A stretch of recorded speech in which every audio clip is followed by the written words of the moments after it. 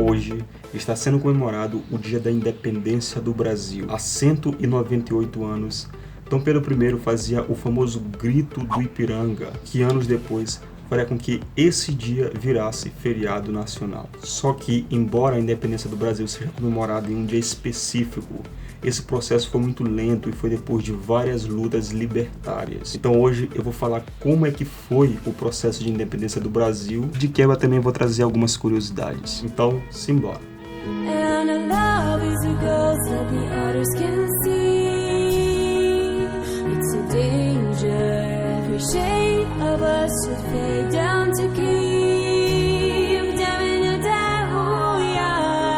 E antes de a gente entrar no tema de hoje, agora eu pedi que você se inscreva aí no canal, cara, é de graça. E não esqueça, se você curtiu o vídeo, deixa o like para fortalecer meu trabalho, beleza? Então, vamos pro tema.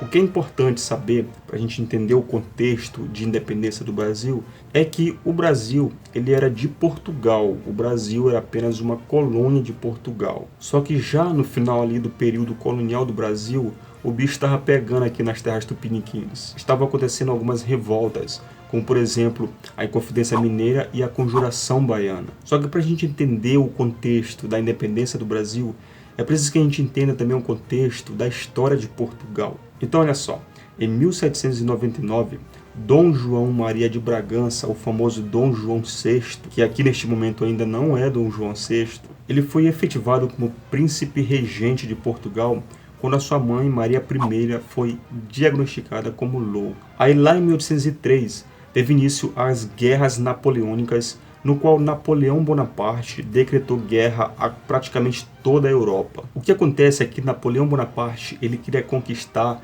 muitos territórios, só que um empecilho nessa ambição era a nação inglesa.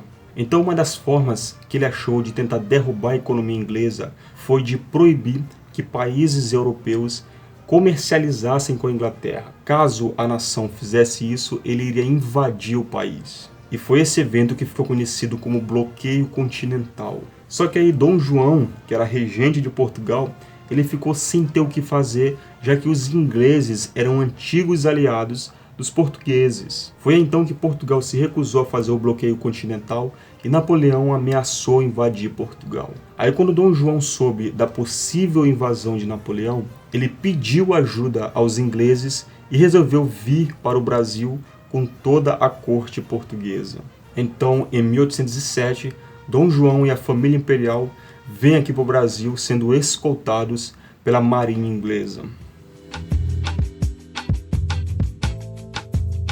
Em janeiro de 1808, a família imperial então chega a Salvador.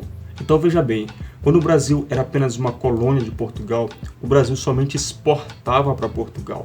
Quando Dom João chega no Brasil, ele decide então abrir os portos para outras nações europeias. Então olha aqui os primeiros passos para a independência. E foi aqui também que produtores agrícolas e comerciantes começaram a ter mais prosperidades nos seus negócios. Aí em março de 1808, a família imperial chega ao Rio de Janeiro, no qual seria a nova sede da corte portuguesa. Aí logo Dom João começou a organizar a estrutura da cidade para tornar mais digna para ser a sede do reino português. Aí logo o açúcar, o algodão e o café passaram a ser líderes mundial de exportação, passando a enriquecer ainda mais os produtores agrícolas. Só que isso começou a incomodar a elite lá de Portugal, porque eles ficaram pensando assim, poxa, nós somos colonizadores e a gente está aqui abandonado agora. Napoleão havia invadido vários países, só que quando ele foi derrotado na Batalha de Waterloo, os reis desses países começaram a retornar. Só que Dom João e a família imperial não queriam retornar para Portugal, porque o Napoleão depois chegou a invadir quando a família imperial saiu de lá, e o país se encontrava muito empobrecido. Aí, para justificar a presença da família imperial aqui no Brasil, em 1815, Dom João elevou o Brasil à categoria de reino, passando a ser Reino Unido de Portugal, Brasil e Algarves. Com a morte de Dona Maria I, Dom João foi coroado então, recebendo o título de Dom João VI. A partir do momento que a família imperial veio para o Brasil, Portugal ficou sem um governante em seu solo. Portugal era então comandado por um marechal inglês que foi responsável pela expulsão dos franceses do país. Lembrando que quando a família imperial chegou no Brasil, Dom Pedro I era apenas uma criança, isso lá em 1808. Aí lá em 1820 aconteceu uma revolta em Portugal, conhecida como a Revolução Liberal do Porto. Basicamente, esse movimento foi quando uma junta provisória assumiu o controle do país. Eles criaram as cortes, formada pela nobreza, pelo clero e pela burguesia. As cortes convocaram uma Assembleia Constituinte para forçar João VI a voltar para Portugal. Só que aí tinha um probleminha, já que por essas novas regras, o Brasil voltaria à condição de colônia de Portugal. Aí você tem, por um lado, o Brasil enriquecendo com sua produção agrícola e com seu comércio, e Portugal empobrecido com essas guerras, e também pelo fato dos portos estarem liberados no Brasil para outros países. Então aqui é muito fácil de supor que a elite brasileira, eles não ficaram nem um pouco felizes com o que Portugal desejava, né? Já que eles estavam tendo prosperidade no comércio, Portugal queria que o Brasil voltasse a ser colônia, então a elite não estava nada feliz com isso. Aí, em 1821, Dom João VI, com receio de perder sua autoridade real, ele decide então voltar para Portugal e deixa Dom Pedro como príncipe regente do Brasil. O problema é que o retorno de Dom João VI e a família real para Portugal causou um déficit nas contas do Brasil, sendo que eles levaram tudo o que puderam levar. Então Dom Pedro, também sem ter muito o que fazer e tentando minimizar as conturbações que estavam acontecendo aqui no país, ele resolveu então reduzir impostos, e uma outra medida também foi que ele equiparou as autoridades militares brasileiras às autoridades militares lusitanas. Então isso desagradou ainda mais a corte portuguesa e começou a exigir com muita força que Dom Pedro retornasse a Portugal. Então a elite econômica brasileira ficou tipo assim, peraí, o Dom Pedro I ele não pode voltar para Portugal, senão a gente vai perder tudo que a gente conquistou desde que a família imperial veio aqui para o Brasil. Então foi aí que esses camaradas da elite começaram a apoiar a figura de Dom Pedro como líder da independência do Brasil. Ainda em 1821, a corte portuguesa mandou decretos ao Brasil para que a regência fosse abolida e que Dom Pedro, de uma vez por todas, retornasse a Portugal. Aí, funcionários públicos, que também se viam ameaçados porque poderiam perder seus empregos, resolveram também entrar nessa briga e apoiaram Dom Pedro. Aí, em dezembro de 1821, José Bonifácio, que era membro do governo provisório de São Paulo, escreveu uma carta para Dom Pedro criticando o que a corte estava propondo. Além disso também, ele demonstrou a importância de Dom Pedro e o seu papel em rejeitar esses decretos. Aí o Pedrão foi muito inteligente. Ele resolveu então nomear vários brasileiros pró-independência para cargos administrativos. Em janeiro de 1822, os cariocas entregaram a Dom Pedro I um abaixo-assinado com cerca de 8.000 assinaturas, reforçando o seu apoio e pedindo para que ele não retornasse a Portugal. E foi depois que ele leu essa carta, esse abaixo-assinado, que ele proclamou aquela famosa frase: "Se é para o bem de todos e felicidade geral da nação, diga ao povo que fico." E esse aqui é o famoso Dia do Fico. O Dia do Fico reafirmava ainda mais o rompimento do Brasil com Portugal. Depois do Dia do Fico, Dom Pedro tomou uma série de medidas para impedir a recolonização portuguesa, preparando assim o caminho para a independência do Brasil. E os principais foram: convocação de uma Assembleia Constituinte, organização da Marinha de Guerra, orientação de que as tropas portuguesas retornassem à Europa e a conclamação do povo para que lutasse pela independência. Dom Pedro também resolveu nomear José Bonifácio como ministro da Justiça, do Interior e dos Estrangeiros, cargo nunca antes ocupado por um brasileiro. Bonifácio passou então a ser um dos principais conselheiros de Dom Pedro.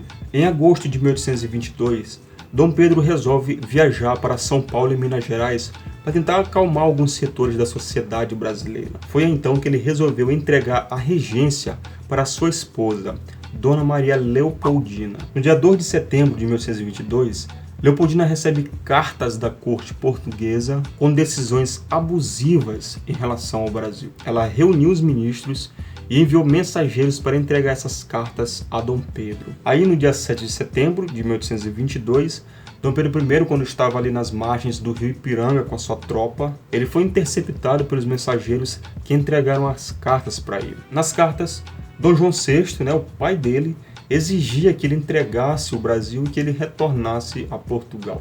Porém, junto com as cartas de seu pai, também tinham mais duas cartas, uma de José Bonifácio reafirmando o apoio e falando da importância de Dom Pedro, e outra de Leopoldina apoiando Bonifácio e defendendo a independência do Brasil. Depois de ler as cartas, Dom Pedro então decidiu que aquele era o momento de definitivamente romper com Portugal. Foi aí então que ele se dirigiu à sua guarda de honra e teria dito: amigos, as cortes de Lisboa nos oprimem e querem nos escravizar. Desse dia em diante, nossas relações estão rompidas. Por meu sangue e minha honra e por Deus, farei do Brasil um país livre. Dom Pedro I levanta a espada e pronuncia a célebre frase: brasileiros, de hoje em diante, nosso lema será independência ou morte. Em 1º de dezembro de 1822, Dom Pedro então é coroado como imperador e não como rei, e recebeu o título de Dom Pedro I. José Bonifácio de Andrade Silva foi um dos mais importantes personagens da independência do Brasil. Tanto é que ele é conhecido como o patriarca da independência. Ele articulou vários movimentos que levaram à independência e não só isso, ele estruturou a cara da nossa nação. Uma curiosidade é que o nome de império, cujo qual o Brasil passaria a ter, foi ele que definiu quando ele percebeu que o Brasil tinha dimensões continentais. Então não seria um reino, algo pequeno, seria um grande império. Uma outra figura muito importante da independência foi a Leopoldina, a esposa de Dom Pedro I. Muitos falam que ela foi a principal articuladora do processo de independência do país. Foi ela que sempre defendeu a permanência de Dom Pedro I no país e que provavelmente influenciou bastante suas decisões. Em decorrência das viagens de Dom Pedro I pelo Brasil, ela ter ficado como regente, ela é considerada a primeira mulher a se tornar chefe de Estado aqui da nação tupiniquim. Uma outra curiosidade bem interessante é sobre o quadro que retrata a independência, o Grito do Ipiranga. Porque esse quadro ele foi pintado por Pedro Américo em 1888 por uma encomenda de Dom Pedro II, ou seja, foi há 66 anos depois do Grito do Ipiranga. Isso significa dizer que Pedro Américo não foi testemunha ocular desse acontecimento, então ele não sabia com riqueza de detalhes de como é que foi aquele momento. Então muitos historiadores veem o que está representado nessa pintura com divergências do que realmente pode ter acontecido. Alguns exemplos dessas divergências são, por exemplo, o fato do imperador e sua comitiva estarem montados em cavalos. Isso era praticamente impossível devido ao percurso que eles iriam fazer. Eles estavam indo de Santos para chegar a São Paulo e eles teriam que atravessar a Serra do Mar. Como era muito difícil, nessa época era muito utilizado para fazer essa travessia mulas e burros. Esses animais são muito mais resistentes para esse tipo de atividade. Uma coisa também que é muito provável de ter acontecido é que tanto o imperador quanto todos os soldados que acompanhavam ele provavelmente estavam usando trajes simples, provavelmente também sujos e surrados por essa jornada grande. E parece que nesse dia Dom Pedro I estava com diarreia e era por isso que eles vinham andando ali nas margens dos rios. Uma outra coisa que se passou a discutir é que o quadro de Pedro Américo teria sido um plágio de uma outra obra. A obra que ele teria plagiado seria uma em que Napoleão Bonaparte saúda o regimento. Vou colocar as duas pinturas e não é que é bem parecida mesmo.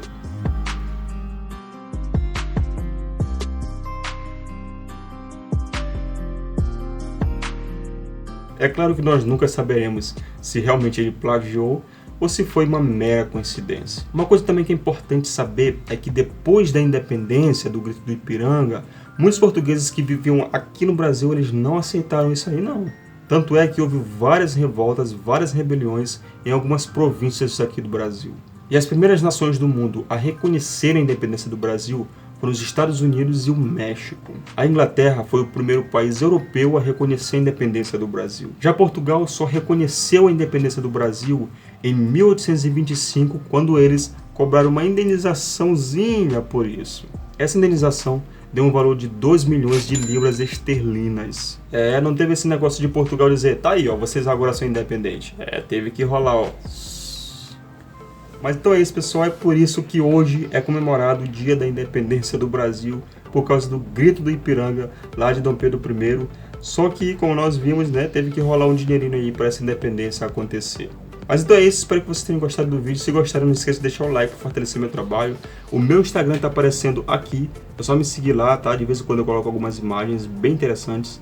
E é isso aí, pessoal, espero que vocês tenham gostado do vídeo. Valeu!